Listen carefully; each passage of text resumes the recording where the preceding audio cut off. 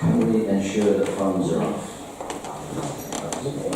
Can we have some agendas, please, for the public?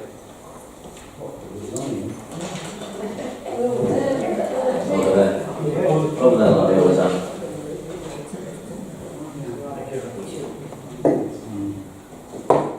Right. Thank you again for coming. The signing sheet is making its way around, I understand. Before we begin the proceedings tonight, I think it only appropriate for us to remember one of our former colleagues, former councillor Evelyn Archer, who was also chair of this town council, who sadly passed away on the 4th of November and was laid to rest this Wednesday just gone. So if you would stand or sit, depending on your any disabilities, for a minute silence in memory of Councillor Archer, that would be extremely kind. Thank you.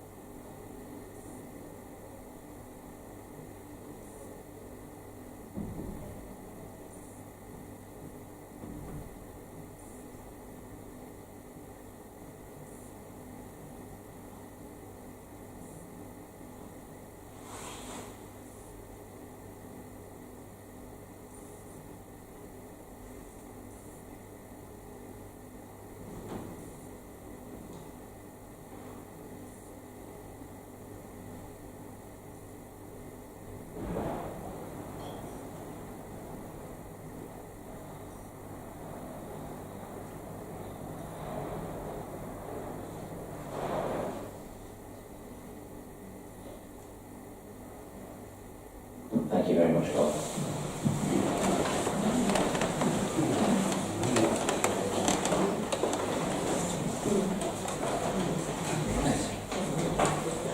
So on to the evening's agenda. Item number 1 on the agenda is apologies for absence. Thank you, Chairman. I received apologies from Councillor Mrs Henderson, Councillor Bates, Councillor Brendan Hughes and Councillor Hutton. Are there any further? I believe so. Councillor Cosley.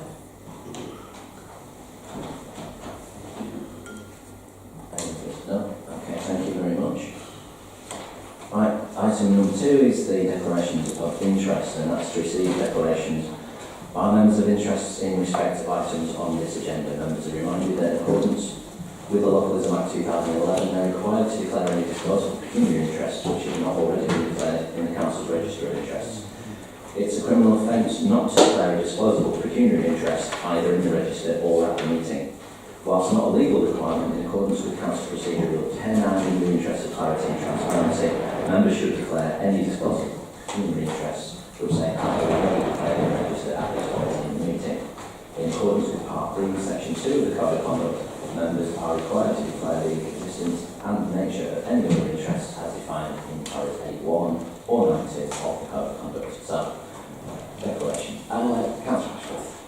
Just the personal interest in the Walking Day Partnership. I'm a director of Walking Day Partnership. And also, item 7 of the planning committee as I am on the City Council planning. You're on planning, right? I'm on planning as well, You're on planning as well. Okay, so I'll make sure to give you enough time to get out when we start that.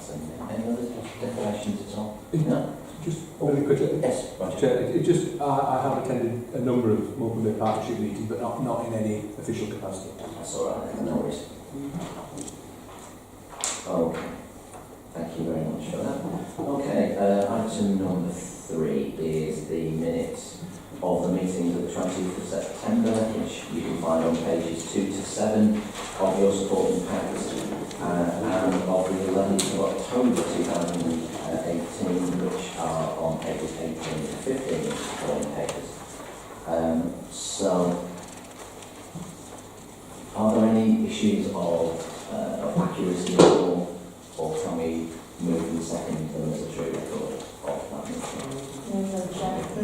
Moved and seconded. Can we all vote therefore to accept them as a resolution? Carried. Thank you very much, Helen. Okay.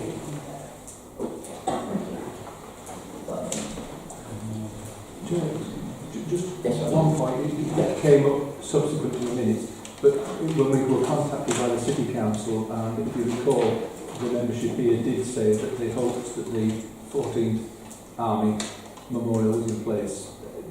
I don't know whether anybody wants to express regret that it wasn't on Armistice Day.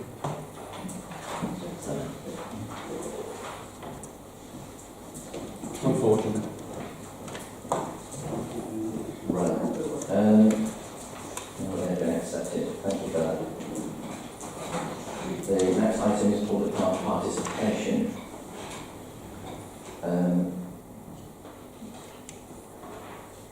Let's stick to tradition. Do you intend to speak this evening, Mr. Williams? You know, I intend to send an email. I've not had the information I requested from the town clerk. Did you receive that, David? Yes. Have you got the information I requested? No. You haven't.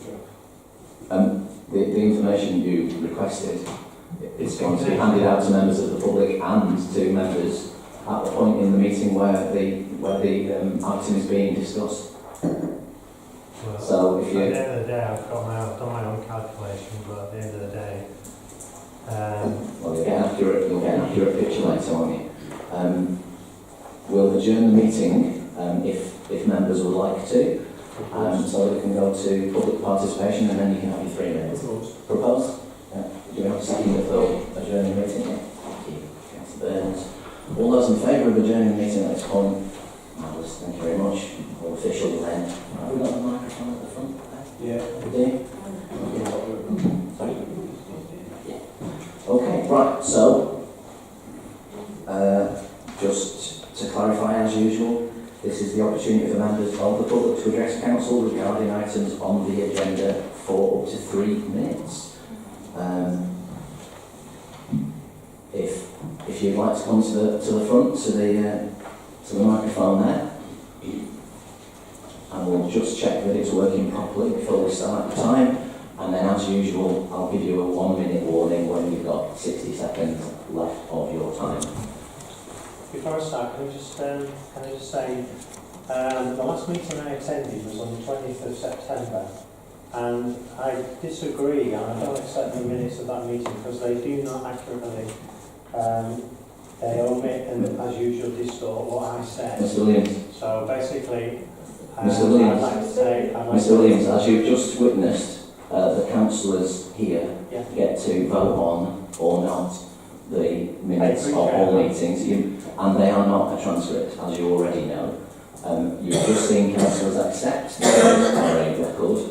Anybody who gets the right to vote in favour or not in favour of the minutes of this council as being a record happen to be sitting on these benches, having been elected to do so. So the time that you get to amend minutes is if you're elected. But it's disrespectful of the public and it's not in accordance with the Code of Conduct. 28,000 people is disrespectful of the public. Right. If you want to start, you've got 3 minutes. Chair. Yeah. Yeah, can you turn your microphone on, obviously, because we want to make sure that you're heard.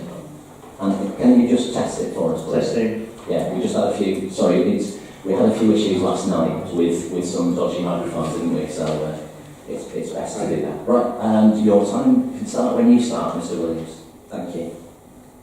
Good evening, councillors. I looked at the minutes of the meeting, the agenda, to see that you're going to be voting on the toilets. This council, I've always said it doesn't add any value to the Morecambe Saturday. And I think that my calculations are the amount of money that I've spent on toilets, and I'm taking a guess at the amount of officer time that's been given to that project, but I would say it would be in the order of £70,000 of public money. That £70,000 could have gone towards some sort of heating at winter gardens. And at the end of the day, it's just an absolute waste of public money.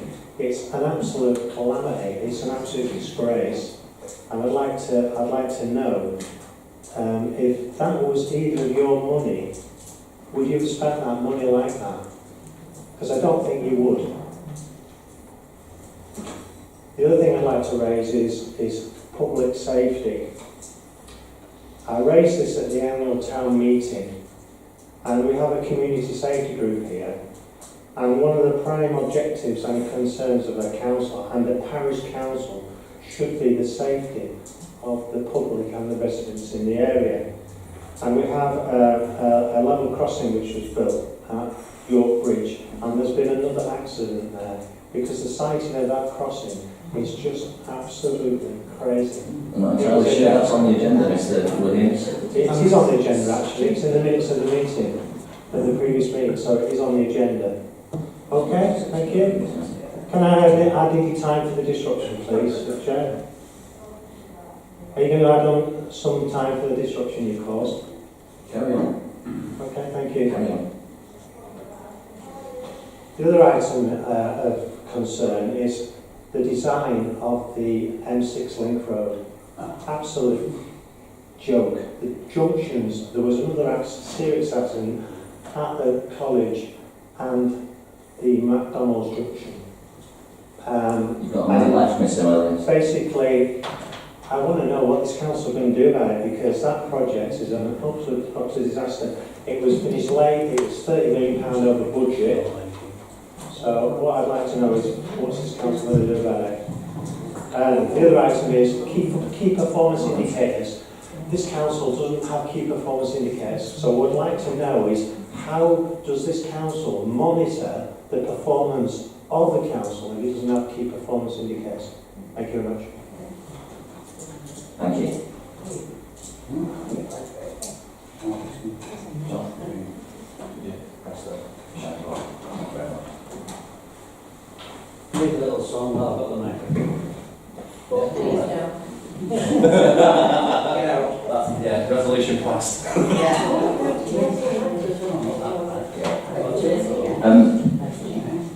I think given the content of a couple of the comments that you just made, I'll take the unusual step of giving you some advice, which is this.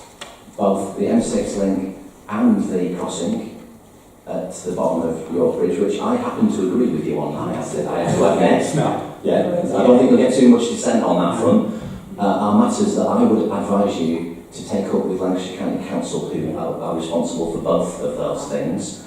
The highways portfolio holder is a man by the name of Councillor Keith Idden, and you can get hold of him at keith.idden@lancashire.gov.uk. And they also have a public participation in a public speaking element at Lancashire County Council, and I think they may well be interested to hear what you've got to say. Well, I'd expect So thank you. I'd expect my parish council to raise that. That's what I'd expect. Chair, is it What? any relevance that we actually did formally raise it? Certain members did formally raise it. It's been raised many times by this parish council.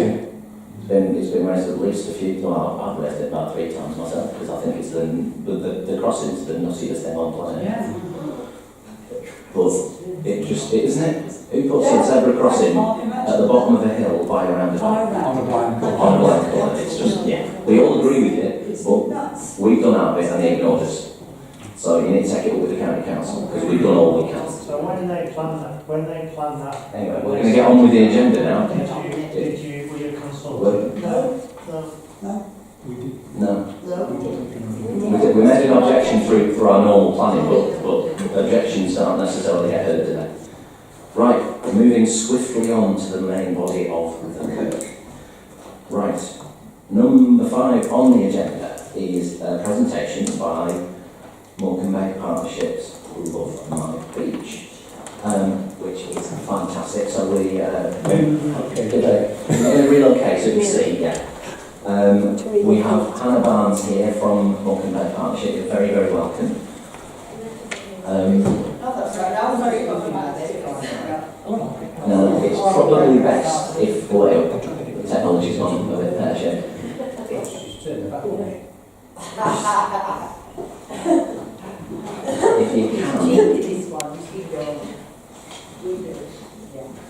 check that everyone can hear you from where they are and I'll let you on with it. So can everybody see? Yeah. You stop telling. No, you can. Right, good stuff. Sorry, I was on it.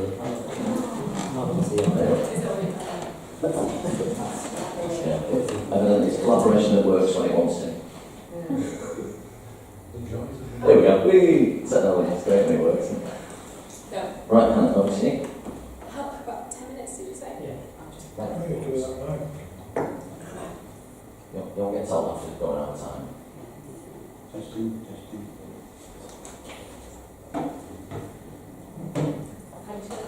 So that's Okay. one level. Yeah. Hello? Yeah. Okay, so my name's Hannah, and I work I'm based at Morecambe Bay Partnership, and I work for a campaign called Love My Beach. So I actually cover Morecambe Bay and Cumbria, so I cover bathing waters from Morecambe here, both the Morecambe ones, all the way up to Allenby North. So it's quite a big patch, about 200 miles of coast.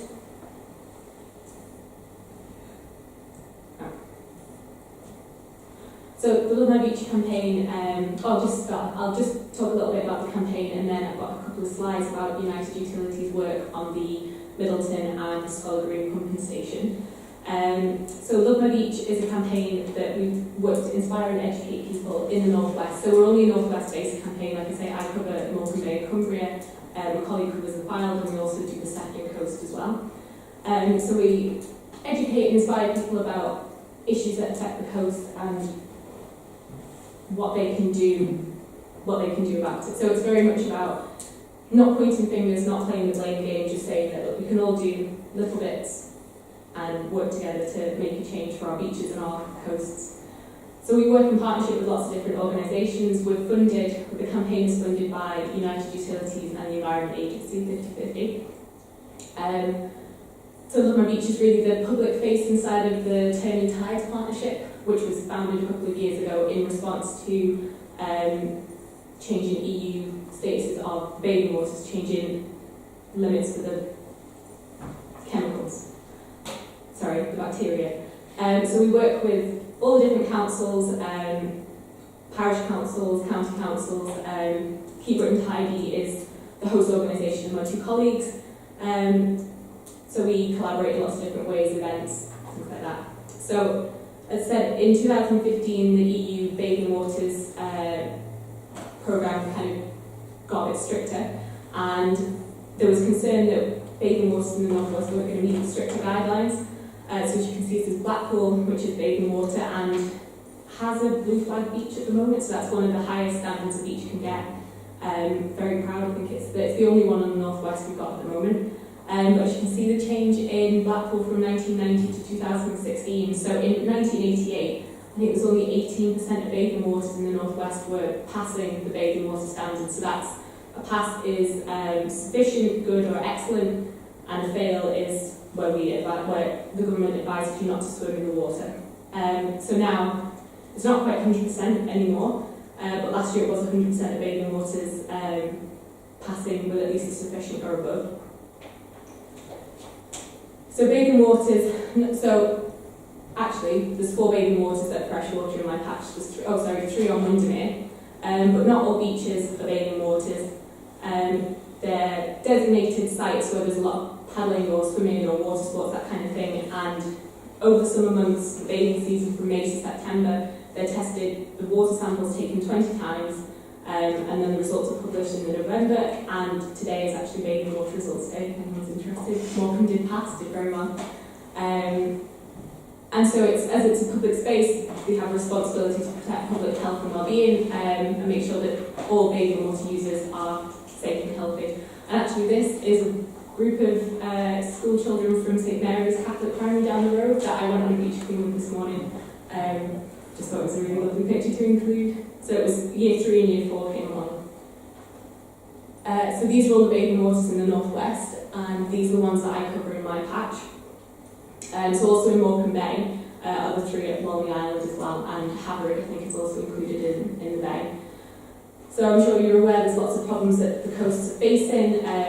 A lot of these issues have come to the forefront because of things like Blue Planet. We've had a lot lot of schools, especially youth groups like Brownies, Guides, Scouts, get in touch, wanting to do beach cleans, wanting to get involved, wanting to do whatever they can. This is a little video, but I'm just going to skip that, I'm afraid. Yeah. So we kind of cover 4 main topics in our messages. So the first one is litter. So we really just try and get people to take their litter home from the beach.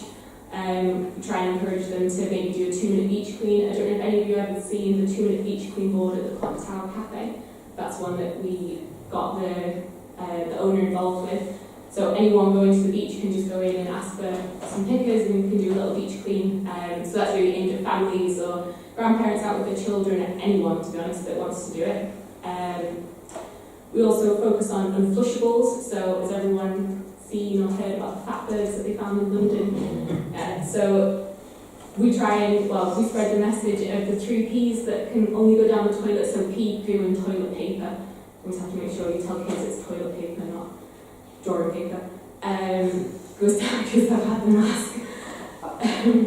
That goes down the toilet, so, trying to make sure that people remember the sanitary items go in the bin. Face wipes are the big one, baby wipes, cotton buds, because if you go on the beach and you find what looks like a milk carton straw, it's not a milk carton straw, it's a cotton bud stick. That's what they are.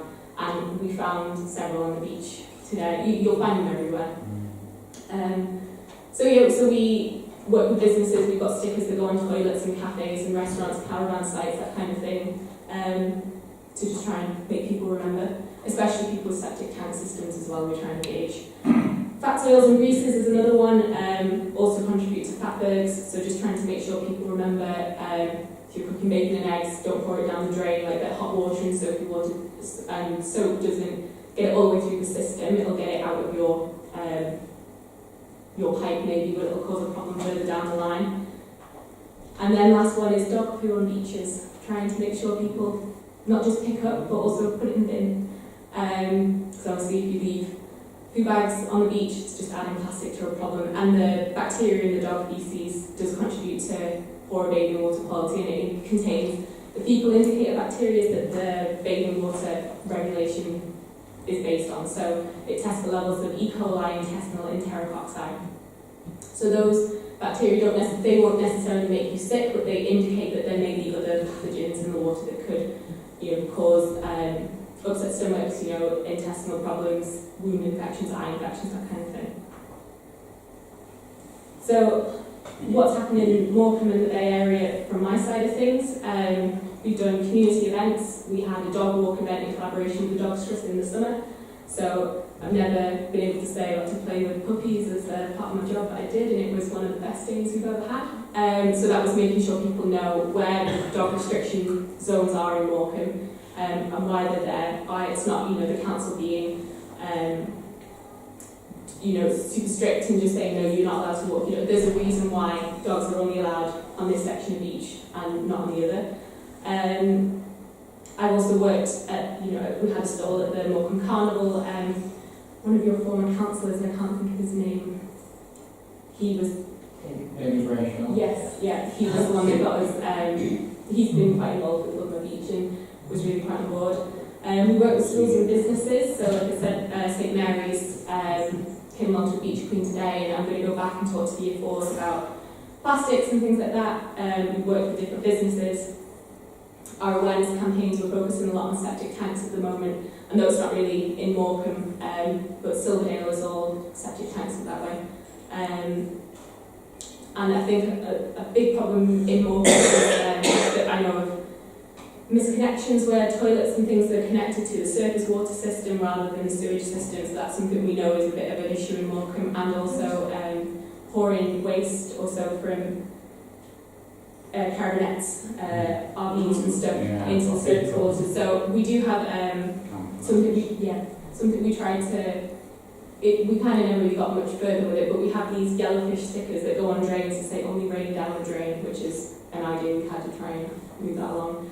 Regular beach cleans, we have really great volunteers that run beach cleans at Hesbank, Morecambe Lodge, Active Lancashire do regular ones just a little bit further down by the battery. And now I'll just talk a little bit about the infrastructure developments that United Utilities have done in the area. Now, I'm not an expert, you sent me the slides, and I know a bit, but I'm not an engineer or anything, I'm afraid. So this is a little overview of their catchment work for the AMP6. So that's, I think AMP6 is just coming to an end. It's just how they split their projects up. So an overview. So when I'm talking about UU's work, it's Scholar Green pumping station and the Middleton/Morecambe wastewater treatment site. So future requirements, future consent requirements. I'm not quite sure what it means by that.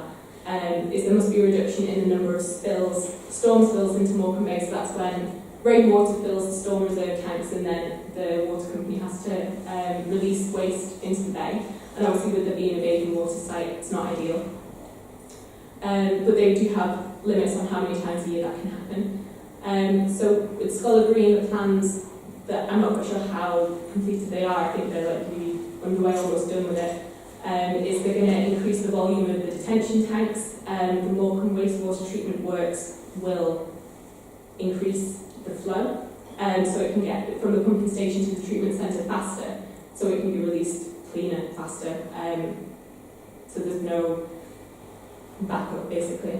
And upgrading the Morecambe wastewater works to an Arida system, and I do know about Arida because I've seen it many times.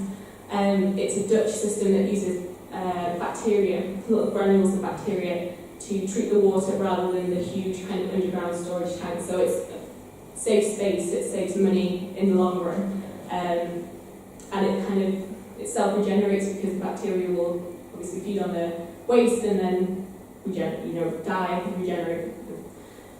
Like I say, I'm not a scientist. So at Scholar Green, they've got 2 new storm tanks, different sizes, and a new kilometre, new pipe between the pumping station and the works, as well as new pipes to pass it through, just double check. Yeah, that's all I know about that, I'm afraid. So it's just generally increasing capacity, making sure that there's fewer releases of contaminated water into the bay, which is a good thing for everyone, basically. And that's it. So if you are interested in any of the issues that I've kind of raised, or you've got any ideas of schools or businesses that you might think would like to get involved, let me know. I'll give you my card. I've got leaflets as well if anyone's interested. If you want to join a beach clean, you guys want to do a council beach clean, give me a shout. I can organise that. Oh yeah.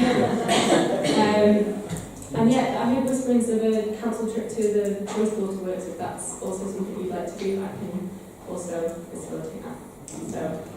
So you can see the fancy new reader system. Would you be okay answering a few questions? Yeah, if there are any other questions? Yeah, I actually, if the only rain down the drain, actually that might be something. If we could get some of those, we could put them in the appropriate areas where, or if we can arrange for some more to be printed. That would be perfect. I have a box full of them because we always run up against problems with highways, because it could be a distraction to motorists or it could be a distraction to children and things like that. So I think we mainly were thinking of it on private land, industrial sites maybe, or schools to have it. It's quite a nice activity. It's just, we were hoping there were some relatively small ones that could perhaps go on local lampposts. Well, they're about that big and they're designed to be stuck on the curb next to the drain. But we could always use the design and try and make something else. I think given the complaints we've had around here, Yeah. I'll give that It has been, Roger, it has been brought up a number of times with highways, and they are not helpful, Yeah. I'm afraid, at all. With Lancashire and Cumbria Highway, like both councils we've run up with problems. It was a big thing of the project when I started, and we just had a bit of trouble with it. But it's a good idea, like it can be used. Tricia? Yeah, on the same thing, do you have any fact sheets or anything, any information on what problems putting other things like from carabinets and that into the drains causes?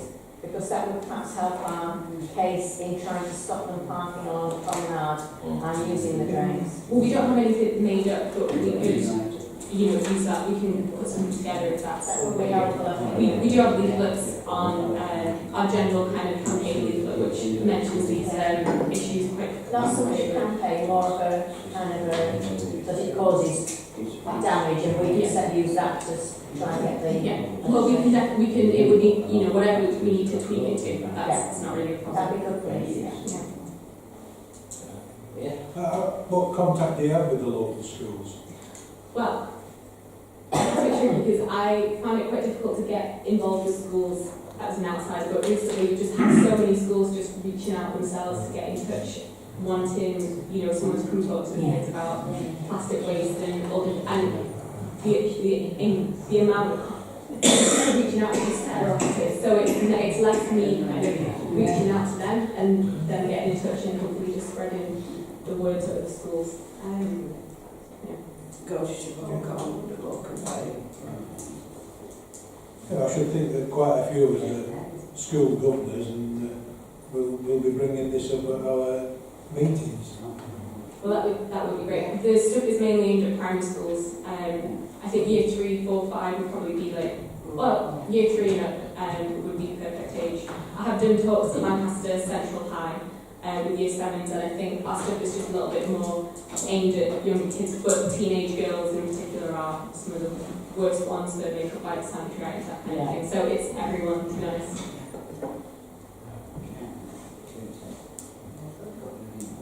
Do we have a specific problem in Morecambe here because of all the rivers that flow in? I've noticed several times that when the size ground is side mark, because there's a lot of plastic in which I presume might come. It's mainly not so much coming down, well, I mean, I don't know how much would come down the rivers, but where we are, it's the currents from the sea just bringing it in. And to be honest, it's a lot worse. Like, we didn't find that much rubbish on the beach today, but if you go to Driggs, say, or Haverig, or like Allenby, there's way more coming off. It's big pieces of fishing net or lobster pots, that kind of thing. Mainly fishing detritus. And here it's in Morecambe, it's a lot more like dropped rubbish or blown in from the prom, rather than it being washed in so much. Is it also the problem, quite a few areas around the bay, in the Morecambe centre, you know, there are a lot of mud areas, you know, you don't get a black rubber anywhere, you know. Is that because we're in the bay that's I think so. all the rivers? Yeah, because it's very like estuarine areas. It seems to be a very specific area. Yeah. Like Arnside is really muddy and then you kind of looking at the rubbish now. Thank you.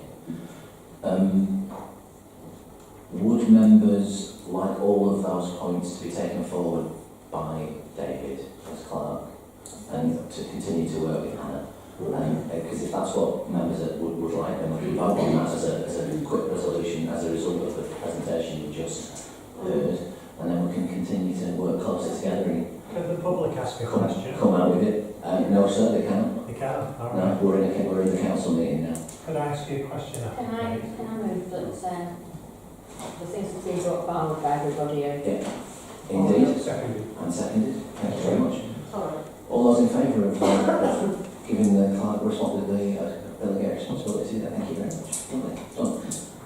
Super. Hannah, thank you very much for coming. We'll look forward to seeing you again in the future, and we look forward to Steve and the rest of his gang at UU to finishing all the work that they've done. It's a big investment in the town, I know. Yeah. And I was, and thank you for sending the results over as well, by the way, because I got them. I've sent the results to the media team at the council, so you might get an Australian chap called Dane and get over you at some point.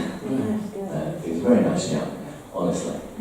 Did Jean have a... No, yeah, it's all right, John. It's just, but I think you've expressed our thanks. Yes, very much. And we'll make sure they're recorded in a minute. Everything that was doing around there. Yeah, it's that swimming water and being able to keep it to that standard or better, massively important. We're a serious town, we shouldn't forget that.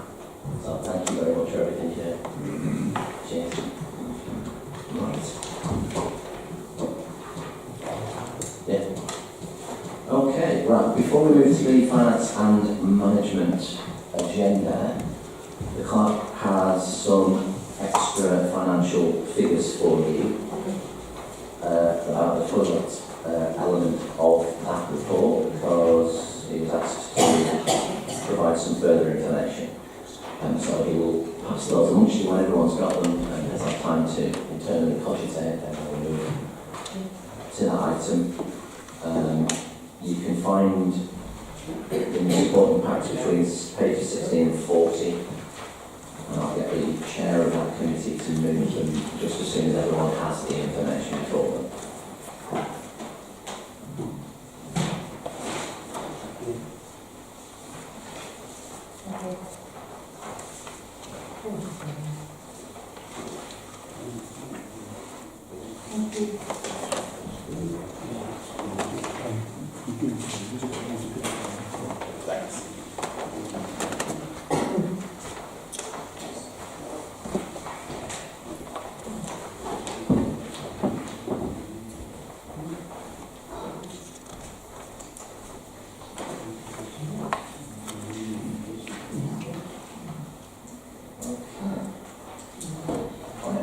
I'll ask the chair of the committee to talk us through everything then in that case. Thank you very much. First of all, I'd just like to move 23 and 24. They are just to note the reports. And either David or myself will answer any questions on that. Okay, thank you very much. Got a second to move on? I know we're only noting. Thank you very much. Roger. I mean, if you know, we're on page 16 onwards, so I presume we're going to go from resolution to resolution. So we've just done the first two, and they are just a noting, so that's perfectly in order. I'll charge you that one. Over to you. Okay, on page 19, resolution the council will be recommended to inform members of the City Council if they wish to terminate the lease for the dome toilets with immediate effect and hand the building back to the City Council. And request the clerk to obtain estimates for bricking up the two entrances to make the building as secure as possible. The reason for bricking it up is because of the insurance. If we purchase again some gates to put on it, then it is easy to get into, and the town council will be responsible for the damages and covering it with the insurance. I've got a whole list of things here which I'll answer questions at the end, but I think I'd just like to move that for now. We had some discussion at the meeting, and we felt that to leave it open for the winter would not be to the benefit of either the public or this council or the funds. So I'd like to move that. If anybody wants any questions answered. I'll get questions now.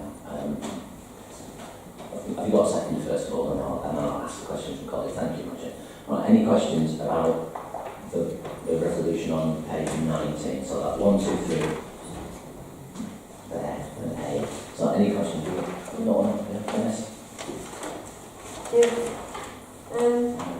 When you say you don't want to have them open over the winter, but it then actually says you wish to terminate the lease for the dome toilets with immediate effect, do you mean you want to just finish them all together, not just close them for the winter? Is that correct? Yeah, sorry. Yes, to close them, but to brick them up as soon as possible so they're not left open for the winter where more damage could be caused.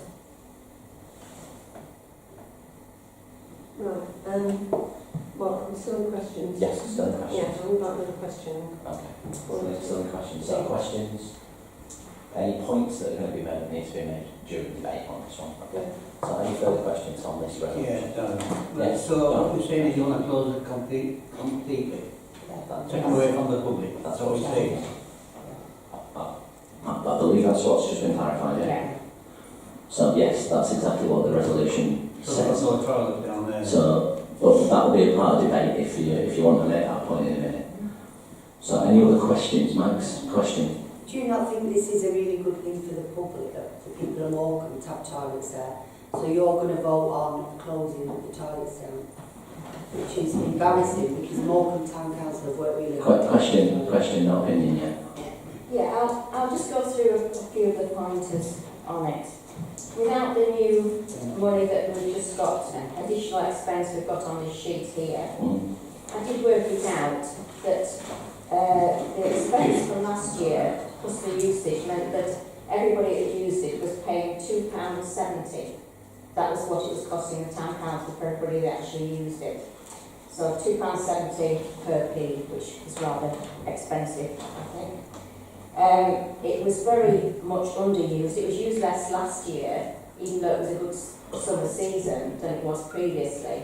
We have got lovely toilets in that area. We've got the ones on the festival market. We've got the ones on the station. We've also got a load of cafes and that round there. And most people, if they need the loo, will go into a local cafe or the Midland or the station pub. We have the festival market, ones that are open all the time, which are public toilets. I just think for the amount of use they get, it's a very expensive way of spending this council's money. Any other questions? I've got one, which is based on your calculation, that it's £2 a tinkle, effectively. How do you arrive at that figure, given that when we enter into agreements with festivals and they give us a flat fee and the door is not locked, therefore you can't calculate usage? You don't know how many people have used it during one of the larger festivals who give us a flat fee, so how can you calculate £2 per customer when actually we don't calculate how many people have used them on festival days? I don't know how people use them on festival days, but that is based on how much income we've got, which includes the festival income, against the amount that we're spending on them. And as I say, I haven't even included all the money that we have spent on them, because that has gone up since last time I worked it out. I just really think if we're going to keep it on, it is just throwing money down the drain, literally. I understood how you got to your original calculation. I'm merely disputing the fact that you don't know how many people use it on a day when it's been run about a flat fee. You didn't assert that it was £2 per the overall cost of the thing. It was £2 per person, and we don't calculate how many people use it on days when we're getting a flat fee. So on those days, it could be getting used by literally thousands of people. So we don't know what service is being provided at that point, do we? Yeah, well, yes, I'm sure that if all the thousands of people that went to the festivals, but we don't calculate on those days, no, but that's how many days a year? 6. So that is not included in that calculation. You're quite right. Okay. Okay.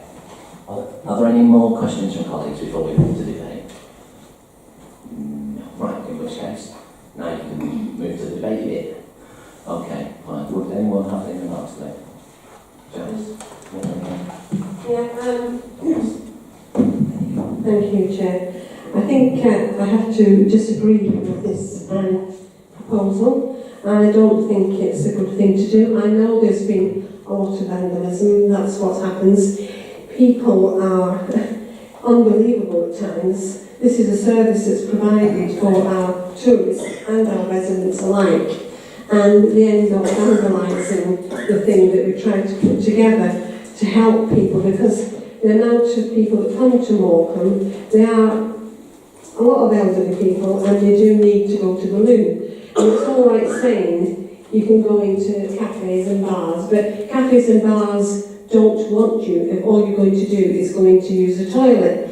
As soon as you have a drink, you need to go back and have another go at the loo. So I don't think that is... When we did the survey the first time round to say whether we should have toilets reopened, there was a resounding yes from our residents to say we should have it. This is the first year we've done it, granted, but I think that rather than just say let's close them and break it up and it looks really bad, let's sit down and think of ways as to how we can do it differently. We could probably secure them better. We could maybe have them free. It wouldn't mean that people would vandalise them. There are other ways we can look at things rather than just saying at the first attempt, let's close them down. So I am going to vote against this and I hope other people will do the same.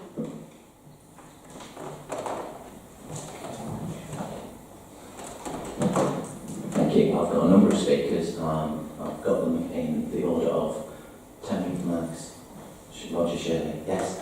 So, Terry first, please. It's all right to say that there are loos across the road from the promenade if you're at the market end.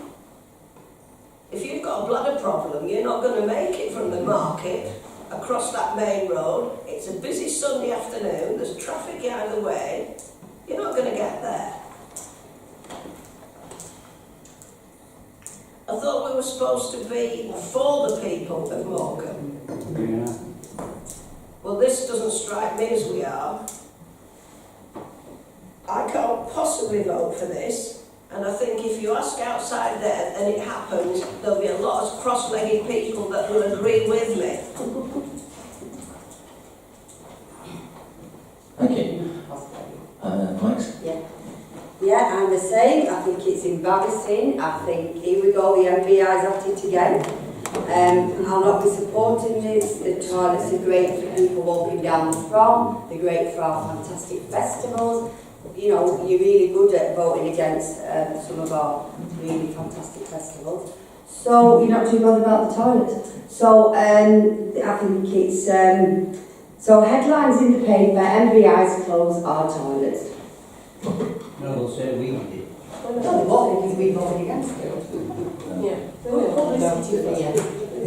Can you not talk across the chamber of each other? If we take turns in here, it's how the protocol works. Roger, sir, you're on. Thank you, Chair. Can I just suggest that you actually, before you make observations, you actually read the figures that are here?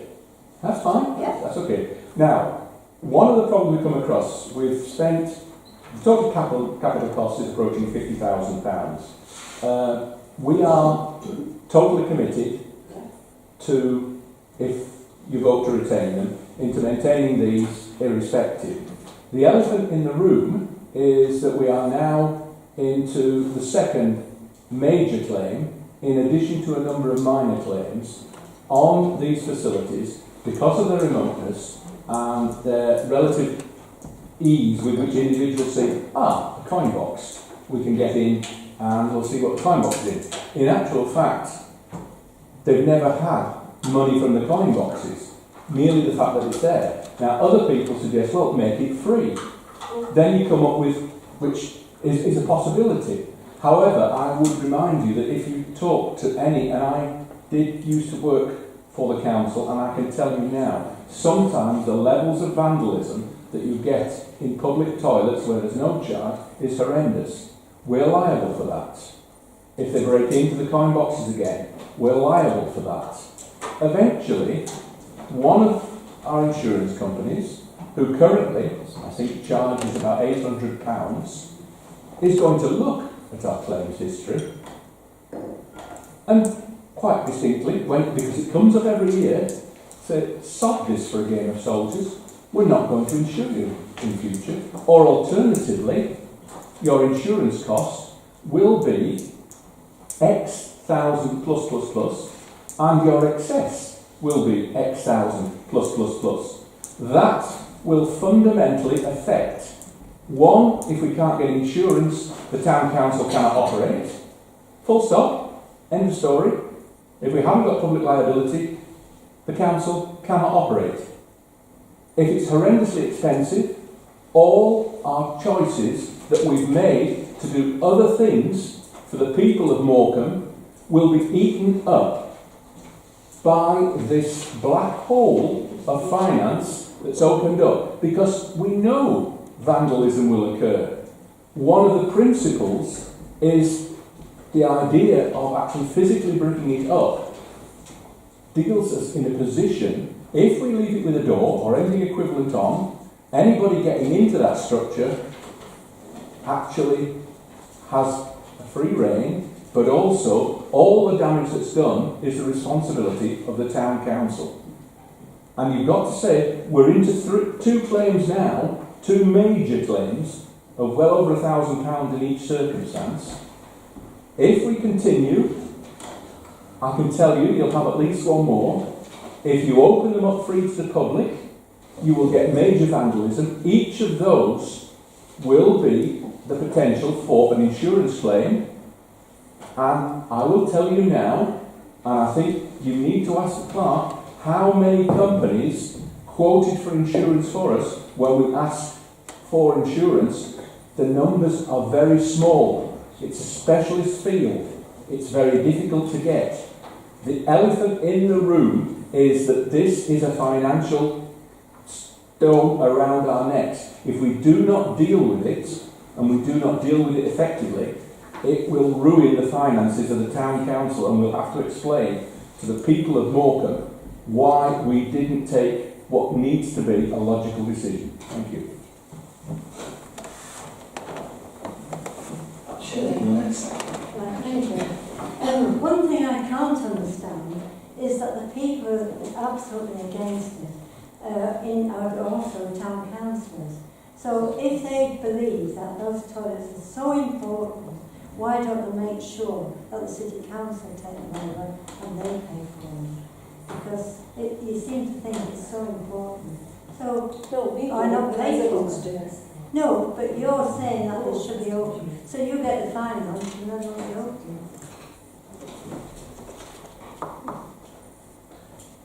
Thank you. Roger, you're next.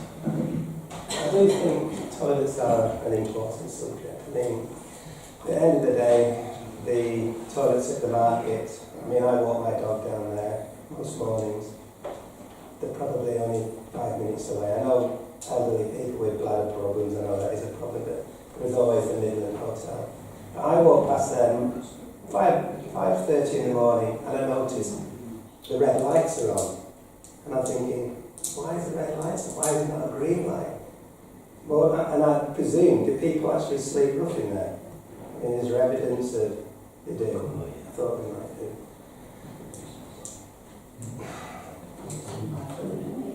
Yeah, I know it's somewhere hidden to sleep. Yeah, but I mean, end of the day, what are they actually doing in there? Are they graffitiing? Are they just sleeping? I mean, you know, that's my opinion anyway. They're important. I mean, we've lost toilets at the West End, and I know whether we could build some more, you know, in the market area or something like that. I don't know. You only get to speak once in a Are there any other Ian? Yeah. Ian, thank you.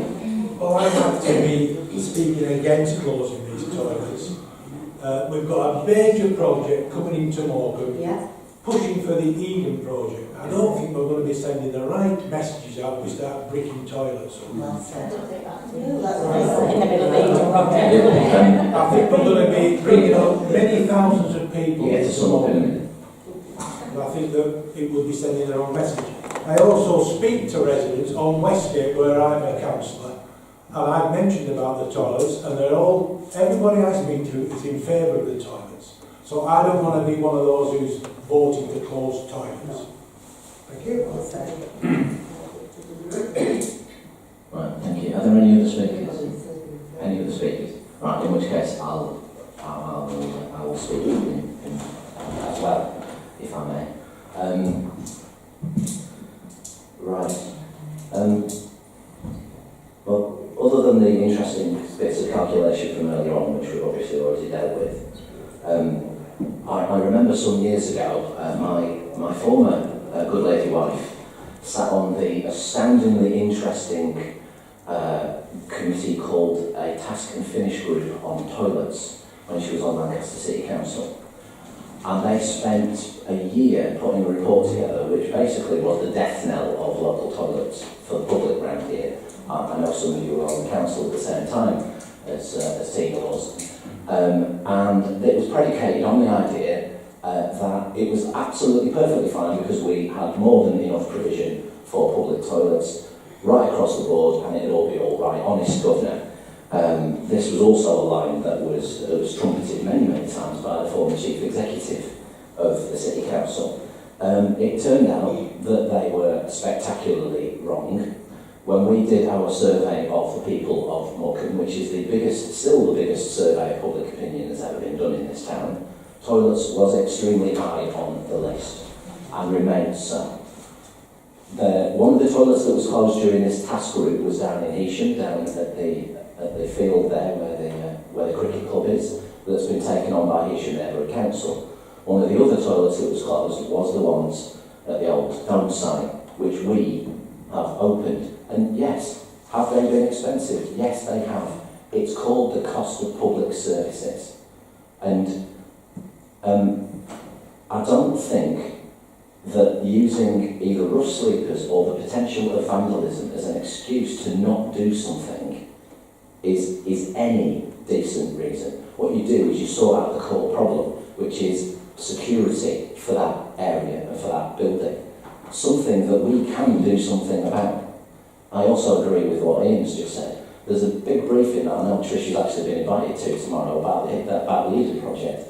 We don't know what their designs are yet because they haven't done them. They've done the outline, they've done a feasibility, but they don't know which end they're going to go for. They don't know whether they're going to come out that far or whether indeed this part of the promenade is going to be involved. What they do know is what they'd like the project to look like, and we'll all find out tomorrow what the next phase of development and the next phase of design is going to be.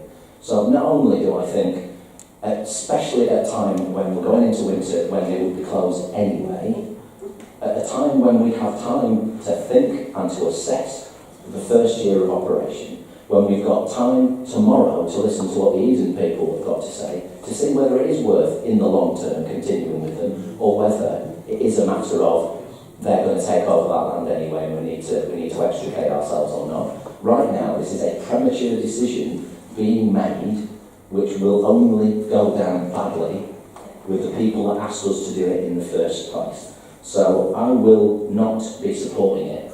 I'll be voting against it because I'm afraid what we'll end up with is a long, slidey slope where you're not just putting money, you're not putting money into funds that are going to be there for the priorities of people. What you're going to end up with is what we found when we first came here a few years ago, which is big pots of money from council tax not being spent on anything that anybody ever wanted in the first place.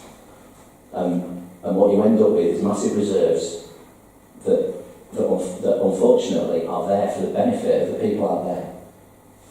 And that's our priority. It's about public service. It's about this council adding value to what we do. And this is massively premature. I want to hear what Eden's got to say, and I want a security review, and I want a financial review too. But not closing them up, and certainly not bricking them up. That will send a spectacularly bad message to every single resident in this town. Thank you.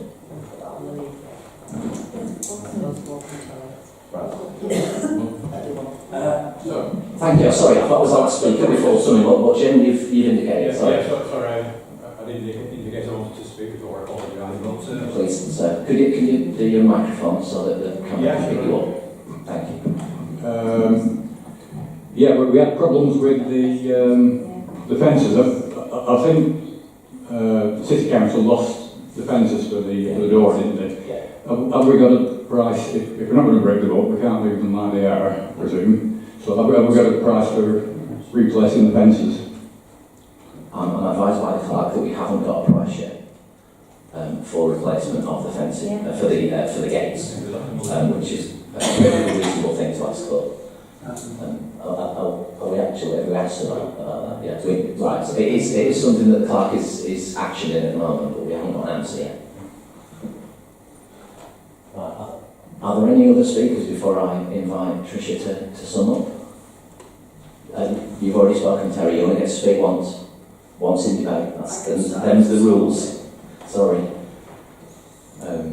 Right, I'll invite Tricia to sum up the debate then. Thank you. Yeah, I'm very pleased to hear that the administration that closed these toilets in the first place and owned them are so keen on keeping them open now. Perhaps we could ask the City Council for funding to do this, because it's certainly going to make a big dent in the Town Council's budget. It wasn't us that closed them in the first place. Passing the book, No, it's not passing the book, it's telling the truth. No, it's not for debating across the chamber. She gets to sum up. Yeah, somebody closed those toilets, and it certainly wasn't the Town Council, it was the Lancaster City Council. And although we have tried to make them work, it is just too expensive. And if you put gates on again, they're again going to be taken. They disappeared last time. They weren't just broken or vandalised, they actually disappeared. Like as the City Council couldn't find them. So I still think that it's just too costly to keep these open, and there are other alternatives in that area. I would rather see some toilets at West End than I would those extra ones there, to be quite honest. But you haven't put toilets on the promenade in the West End, sorry. It's exactly the same argument as I'm using now. That there are other alternatives, there are other toilets, and I think this is going to prove much too costly for this council to keep open. Thank you for summing the debate. Okay. I'm going to make the unusual step of requesting a name vote, please. Clerk. Well, I propose we need two people. Not me. Councillors Patterson and Councillor Metcalfe. I'm nervous for those. Yeah, sorry, near close enough.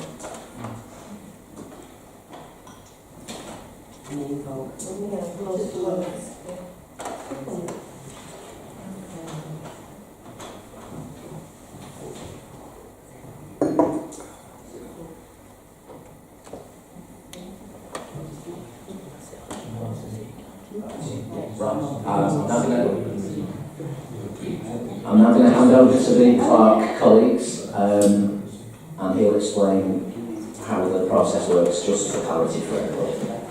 Thank you, Chairman.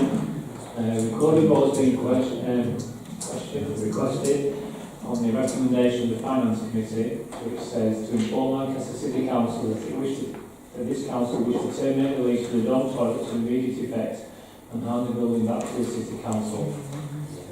So when I say for, when I say your name, if you say for, that means you're for that recommendation. If you say against, you're against that recommendation. Does everybody understand? Yeah. Clear out there? And abstentions. Abstain as well. So to say that again, I'll call each name out in alphabetical order. We're voting on the recommendation to inform the City Council that this council wishes to terminate the lease for the toilets and bring them up. So if you say for, that means you're voting for that. If you say against, you're against that. Or you can abstain. Yeah. So I'm going to go in alphabetical order. Councillor Anderson. For. Councillor Alex Ashworth. For.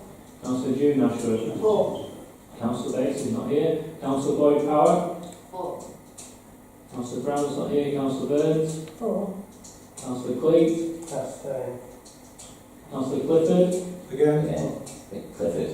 Me first. Say the box. So there's only a letter between. Councillor Cliff. Against. Councillor Cosler's not here. Councillor Davis. Against. Councillor Mrs Dennison's not here. Councillor Roger Dennison. For.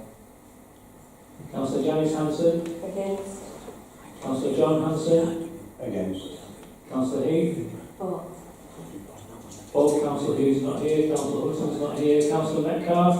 Definitely against. Councillor Ogden's not here. Councillor Page. Councillor Patterson. Against. Councillor Phillip. Abstain. And Councillor Whittaker. Against.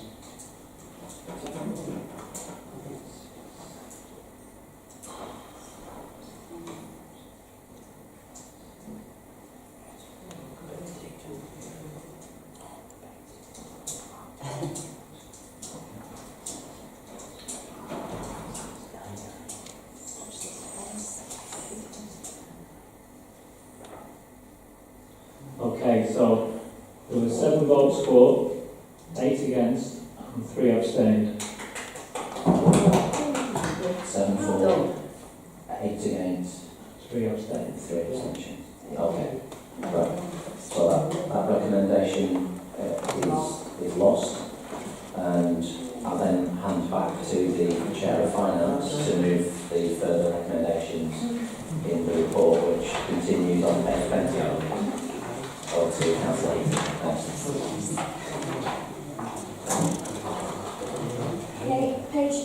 see. I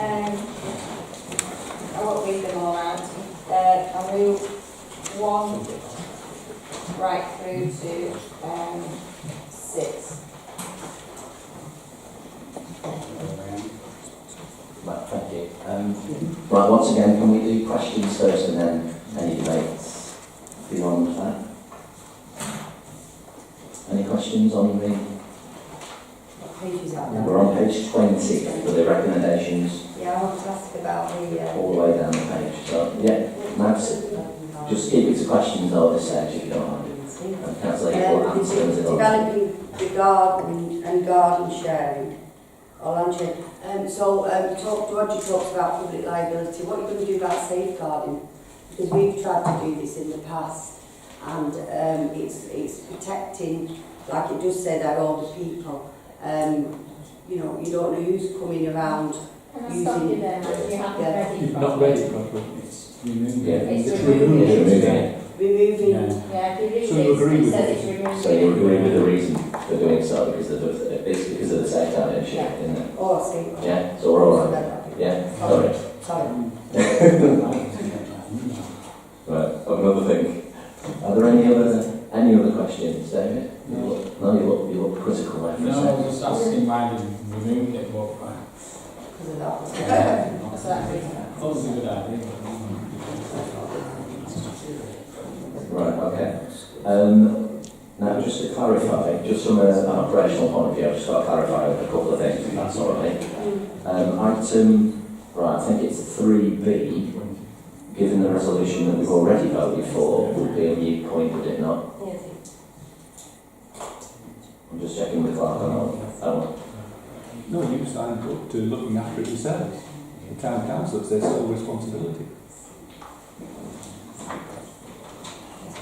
That was What was that about? Yes, please. That's what I'm asking. the committee removed that, or recommended to remove it regardless of, I think, what just happened, because when we set that strategy, it said to open and working with partners, and we've opened. And we've done it, right. So it's irrelevant. Given that decision, however, there would obviously have to be something in our strategy about managing the toilets, given that decision has just been taken. Right. And there needs to be reviewed that pretty quickly, particularly the security issue. And the finance. Yeah, okay. My RFL hat on the security removal. Yeah, not quite right, so. Okay. So, is it worth amending 3B to reflect that we need to do a security review and finance review on that particular item, given the vote that's just taken place? I'm kind of asking Tricia because obviously she's moving the report, so. I think they should stand, but obviously it will have to go back to finance to do the other part of it, but it doesn't need to be in this body as they document. Good enough, thank you. Thanks for clarifying that. Yeah, question? Yeah. On 3C, to create regular dialogue with Morecambe Business Improvement District, their Village Business Association, and West End Community Partnership, with a view to working on projects would assist the development of the local economy.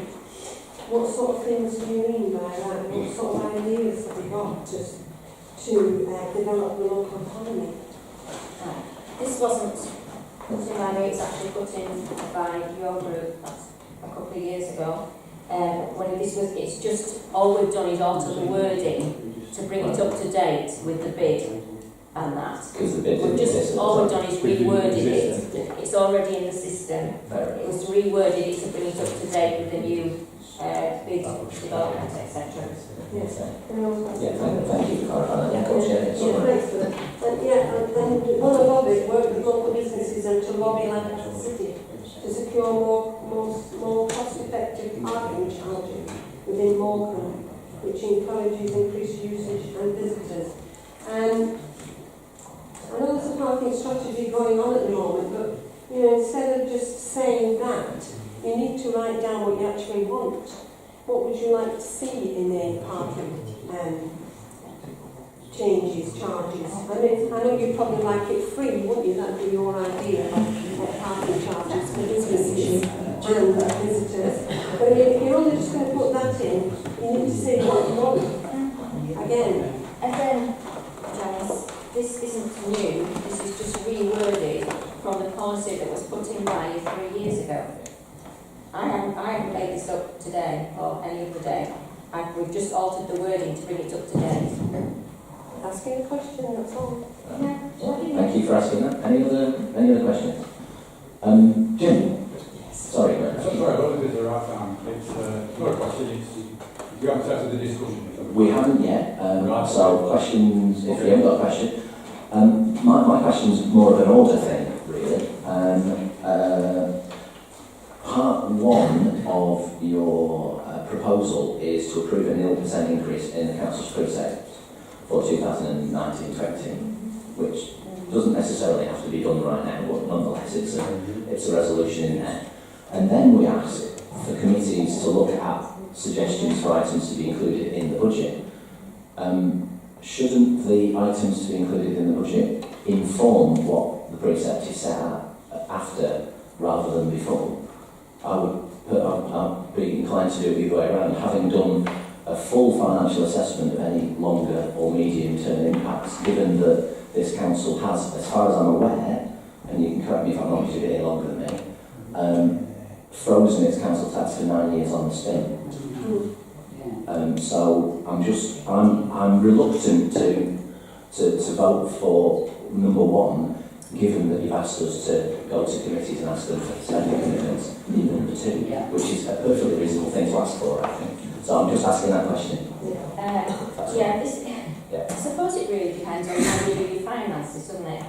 I usually have a set amount of money and then work out what I can get with that money. I don't write a wish list and then get the money, find the money from somewhere else. I think we need to say what our budget is, what the amount is, and work to that budget. I mean, I would imagine that's how most households do it. No. I remember a lady in the 1980s saying you could do a government budget, that's what I'm saying, when you did a household one, and it didn't quite work out that well. But we're not moving into debate, and we're having questions. So are there any further questions from colleagues? Right, in which case we can move to debate. And we were indicating that you wanted to speak, Jim, about his recommendations. So I'll call on you first then. Just leading from what you said, should we expect item number one, the 0% increase in the council's precepts. I think it's about time after 9 years, I mean 9 years ago, we were bidding £188,000 in from the precept, around about 9 years later, we're still getting that. Every year it's getting eroded, the value of the precepts, and there comes a time you can't keep doing that forever. I think even now the precept doesn't cover the running costs of the council on its own, So bearing in mind things about the toilet, the actuals about keeping the toilet open, which we do tonight, wages keep going up, bills keep going up, but our income remains static for 9 years now, and you just can't continue. It works out, if we increase the precept by 3%, it will cost each household 59 pence per annum.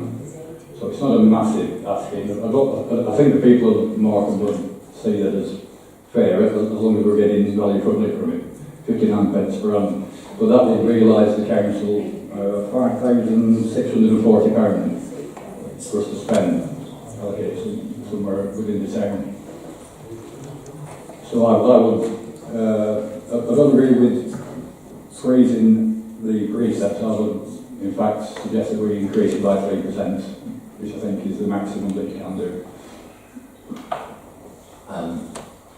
I defer to the clerk on that, but as far as I'm aware, the Local Government Act has not been amended so far to stop parish councils from raising their precept by whatever they feel appropriate, so long as it fits within the auspices of it, because I seem to remember Longton Parish Council, I think it was, some of you will be aware of Longton, rose theirs by 256% 2 years ago to pay for a bus service. So we're not under the same local government rules. I'll just clarify that with you, but that's my understanding from the Chief Finance Officer. Thank you, Chairman. That's correct. The government has been talking for some time about bringing the same legislation that affects principal authorities onto parishes, but so far they haven't done that. However, I think, for an example you just gave, if you were completely unrealistic and increased it by some ridiculous amount, you would be questioned by the auditors on that. So I think if you were going to consider increasing the tax, which wouldn't be popular, you would need to give it a reason why you're doing that.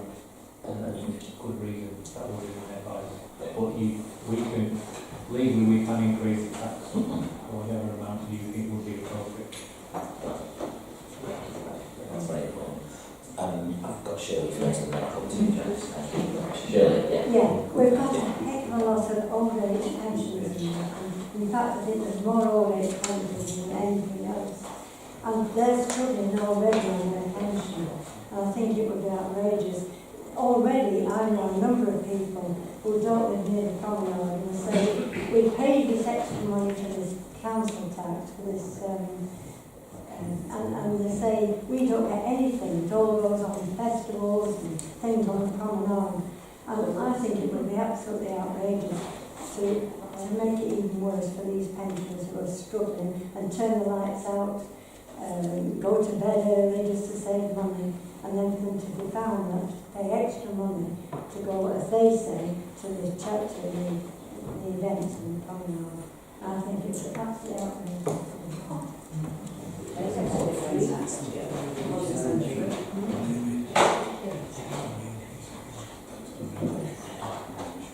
Thank you for that. Janice, please. Thank you, Chair. I can see exactly where Councillor Cummings is coming from, and he's right to say we should increase it every year, but after 9 years, I don't think it's the right year to increase it. And I would say that I don't know whether we ought to agree a nil percentage today, because the budget won't be announced till February, and we're not preempting it, let's say, a bit premature, because we need to look at what the committee comes up with, etc. Because we may have some ideas that we can actually put towards a budget. And I would say that, for number one, I would want to delay that, because I think at the moment it's too premature. But I do understand where you're coming from, and perhaps next administration could do it from here. Linda? I do think it makes sense to defer it. I do think it makes sense to defer it.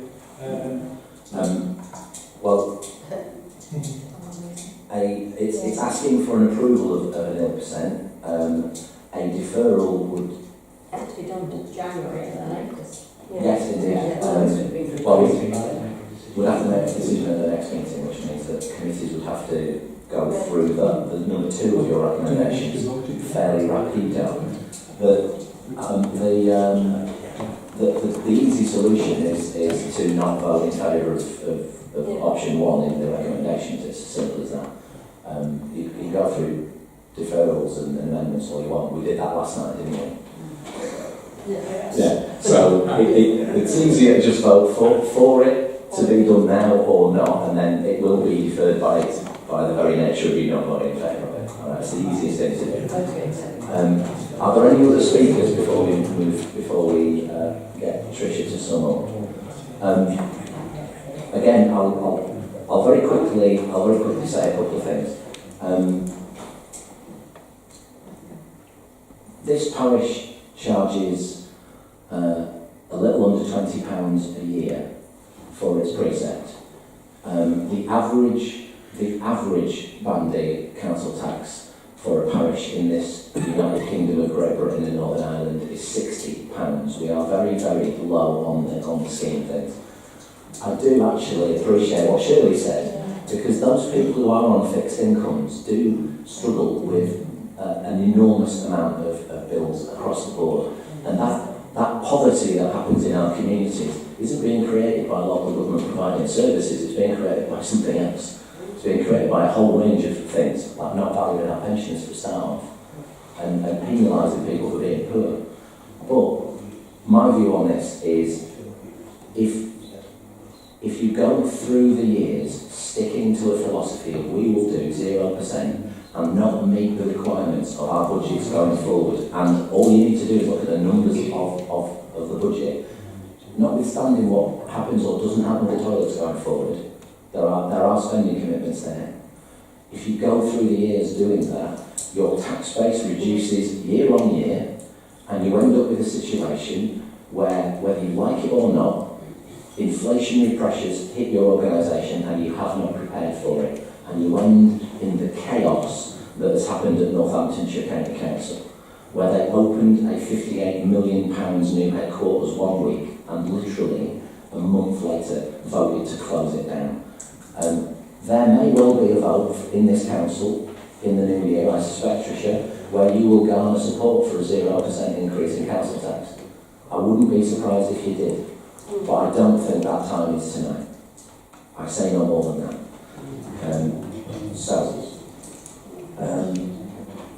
Shall I let you sum up? Yeah.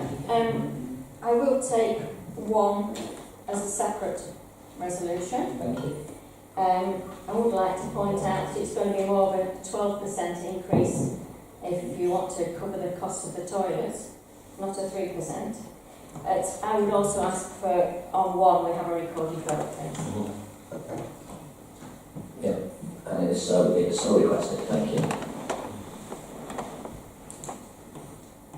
So, shall we do the easy bit? Shall we? Because I don't think we're going to much to send through. Should we go first? Yeah.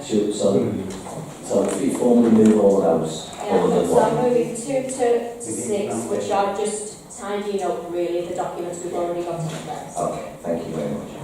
And you second, sorry, it was Roger, isn't it? So you've got a second of that. All those in favour of 2 to 6, which is literally just a tidying up exercise, could you please show? Yeah, that's clearly carried. Right, okay. And as councillors have requested a recorded vote on setting our precepts tonight, I will again hand over to Clark for the recorded vote. Chair, can we not vote for a deferral? Do we have to vote for or against? Voting against it will in effect cause a deferral, because we have to do it in the new year anyway. So your next set of committee meetings will be the ones that Councillor Heath has just had approved, where we look at what our budget requirements are. That will inform what comes after that. So if you vote against it, it'll happen in January anyway. Wouldn't it? That's my reading, isn't it? Yeah. Okay, wonderful. Over to you. You're on. Thank you, Chairman. This is a vote, councillors, on the proposal of the Finance Committee to set a 0% increase in this council's precept for the year 2019-20. So I want to call your name. The option to vote for will be voting for that recommendation to set a 0% increase. Saying against will be against that recommendation, and abstain if you wish to. By voting against, effectively that puts the decision to the next meeting of the council, because we have to set a precept at some point, just so everybody's clear. Okay, Councillor Anderson, 4. Councillor Alex Ashford, 4. Councillor June Ashford, 4. Councillor Boyd Power, 4. Councillor Burns, 4. Councillor Cleat, 4. Councillor Clifford, Against. Councillor Clift, Against. Councillor Davis, Against. Councillor Roger Denison, 4. Councillor Janice Hanson, Against. Councillor John Hanson, Against. Councillor Heath, 4. Councillor Metcalfe, Against. Councillor Page, Against. Councillor Pattison, Against.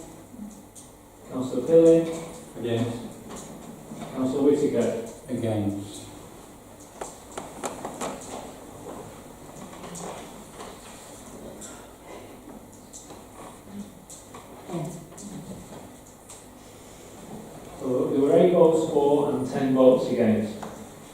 So that's recommendation is not carried. Thank you very much. Back to the Chair of Finance. Have we got any further recommendations? Just checking. Or are we done? Just checking. That's it. Right, it is. Right, Marcus, thank you. Thank you, Tricia. Right, now then. The next and last item is the planning and development environment. So now June and Ian both declared an interest in this. So I will let you get out of the room before we start debating, before I go on the chair. Yes,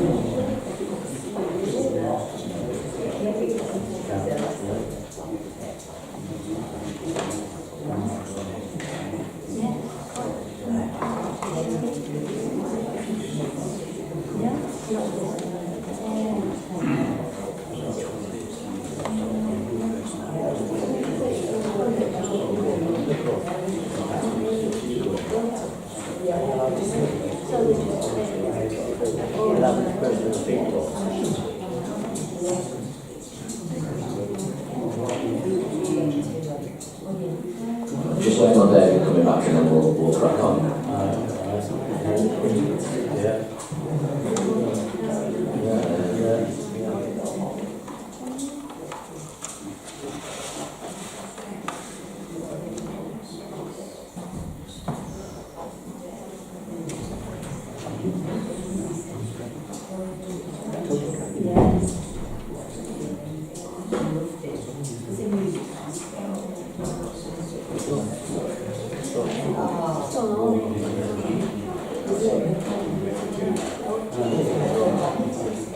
Okay, right, so David, can I call on you to present your report? Has everybody got it? It's on pages 41 of your support impacts, and then this is the last item. David, over to you. You certainly can, thank you, Chair.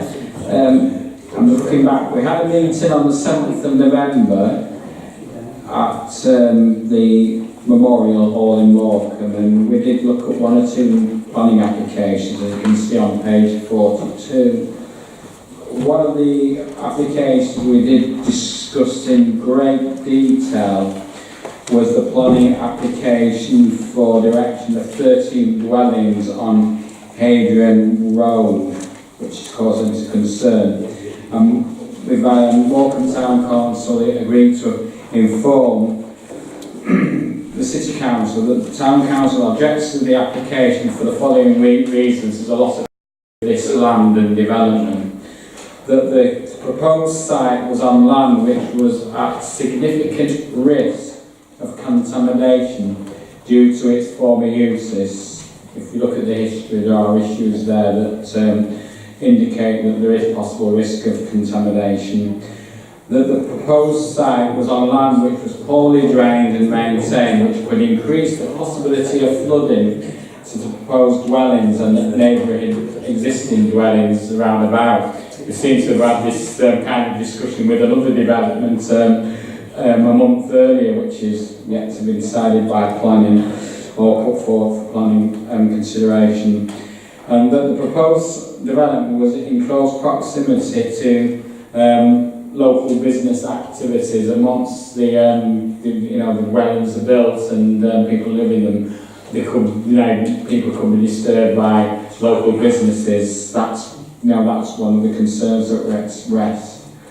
So we're putting that forward to the City Council as a major concern. The other planning application that we looked at was a planning application in regard, again, this retrospective planning application that are coming up, in regard to the change of use of a sandwich bar to a hot food takeaway. And while we're not against businesses opening up, we objected to the application because there was concern about car parking in this area, which is a continuous problem. And I know one or two people have raised about car parking on Westgate, and it's an ongoing problem. So we are wanting some something put in place to just address the car parking problem if that application is accepted, which it already has, but we need to take those concerns on. Also, point 3, this is another application, and that's kind of a private dwelling, but it's for a garage, but we want some reassurance that it's not going to be used for commercial purposes. So it was unclear there. So we're putting forward that to the City Council. And we made no other comments in regard to the other planning applications that were listed. So I hope the Town Council agrees with what we're putting forward to the City Council. As I say, one of them is retrospective anyway, so it's already been carried out. But again, these retrospective planning applications are coming up over and over again, and if people are going to change of use or change, put a planning application, they need to just, they need to just inform us. They need to inform the City Council. We need to go through the correct procedure. So can I move those recommendations before I go on to the next item? You moving the whole thing together? Yeah, no, just the thing. I want to comment on what we do on the next one. Can we accept you've got a second there. Thank you. Can I just ask a couple of questions, please? Would you be able to, with using your good offices as the chair of your committee,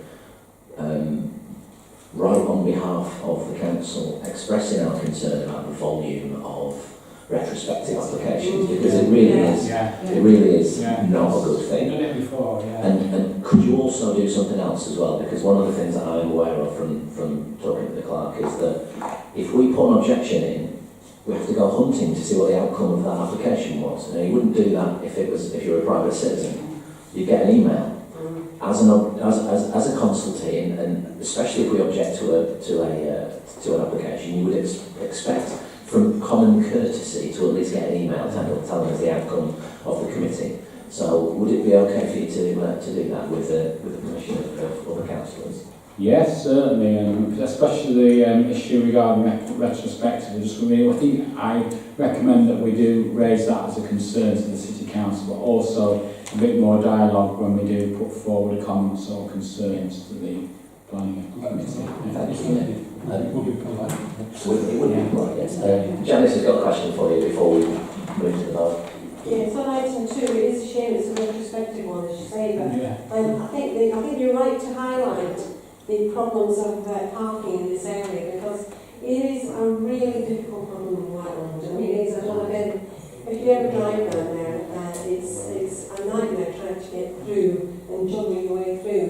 And I don't know why Stagecoach don't object, because I don't know how those buses get down there sometimes. It's really difficult. So I'm glad you highlighted it, but any other time you get a chance to highlight that on Whiteland, would you please do so? We will do, yeah. Thank you. Right, so we can vote on those recommendations. All those in favour of accepting those recommendations? Thank you, that's clearly carried. And your further recommendations, David? Yes, I've got a recommendation, but I just want to comment on Morecambe in Bloom.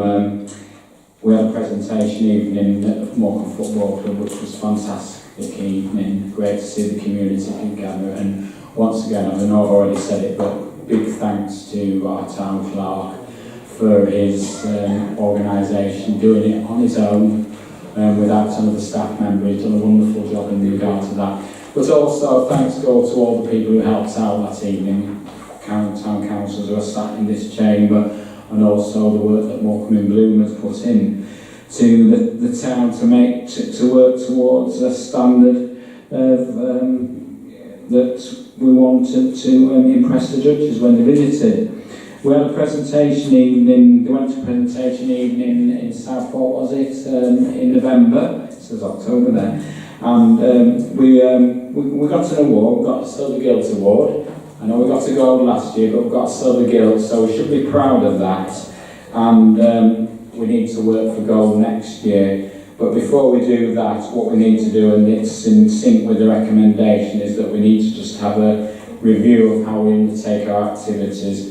We certainly need to await the judge's remarks, which I hope are constructive criticism, I would say, but we need to be working in partnership with our community groups, especially the City Council. We need to get a dialogue going, you know, very early on in the new year to work towards, you know, our competition next year, and hopefully we can, you know, onwards and upwards, and look forward to another good year with community engagement and that, because Morecambe in Bloom is about that. It's about community engagement, getting the community involved in an activity which people love. It's about promoting well-being, and that's what it's about. It's not about when it's about, you know, bringing the community together. So I think we should be proud of ourselves, and well done, we've got a silver gill. Let's try and get gold again next year. Thank you, David, for those kind words. And of course, one of the things to help with us when it comes to making Morecambe look even better is working with Love My Beach. If only we knew something. Wonderful. So all of those recommendations, David, and thank you for those words. Did you have a second there? Yeah, I'll second it. I was asking a question. Second and question from Tricia. I was just wondering, sorry, I wondered if we had the reports back in yet from the judges with the comments. No, unfortunately. Oh, yeah. Presumably that will be coming around soon, and then we can start working on what the issues are. One of the concerns, I think, was that in relative terms, those independent organisations of all types within the community have done more this year than last, and that's a matter of concern. Yeah. Well, We'll wait for We it. didn't get, you know, we exceeded, if you like, what we did the time before. I don't want to be off footy-duddy, but given our experience of last night's council meeting, I'll wait for a report with some words on it before I start making conclusions. Right, are we voting on? Are you voting on these recommendations? Yeah. Okay. Terry, we're voting. All those in favour? Thank you. Right. All that remains to be said is I just want to add something to David's kind words about our wonderful town clerk. He did do a great job at Morecambe and Bloom, but I think recent events are just as important. The centenary of the World War I ending and remembrance on Sunday was a magnificent event, and even the act of remembrance was wonderful, but it was made more by what happened in the Memorial Hall, and that was entirely down to David organising that, and he deserves an enormous amount of credit for coordinating that, and to get school kids involved and local community groups and all the other bits and pieces that happen there is magnificent, especially while he's been working on his own. So I'd like that to be put on record, that we express our thanks to you, because it was a job extremely well done, and as a former soldier, I am always delighted when my colleagues are honoured. So thank you. And the ladies and men who we arrived who did all the baking. There's a whole list of people. Claire and I could eat it. Right. Now that we've embarrassed him, he wants to just say one thing, right? All I wanted to say is thank you for that. I couldn't have put that together without a lot of other people, so it wasn't just me. I coordinated, but a lot of people helped me to do that. Some have been in this room tonight and they all know who they are, so thank you very much for that, and to the community for coming together. Thank you. Nice one. Right, all that remains is to say that the date of the next meeting is Thursday, the 17th of January 2019 in this wonderful building. And no, I'm going to do it. So, just because I have to, may I wish you all a Merry Christmas, a happy, prosperous and peaceful New Year. I am now going to wash my mouth out.